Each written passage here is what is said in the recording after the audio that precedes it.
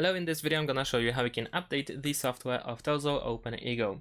So the first thing that we need to do is download an app on your smartphone or a similar device.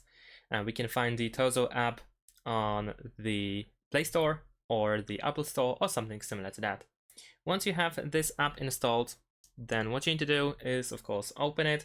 Then you will need to create your account and you will need to add your TOZO headphones to the app. Once you do that, of course, we need to connect them. So let's open the case in order to connect with the smartphone. It should look like this after if we connect them successfully. Then we need to simply tap on the settings icon over here in the top right corner. There we go. And now we have OTA update. And if we go over here, if we have an update pending, then we should be able to make the update over here. Now my version seems to be up to date since it says at the top that you are using the latest firmware version.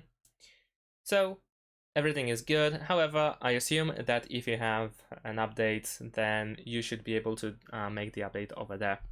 So that's pretty much it. Thanks for watching. Leave a like and subscribe to my channel and see you in my next videos. Bye.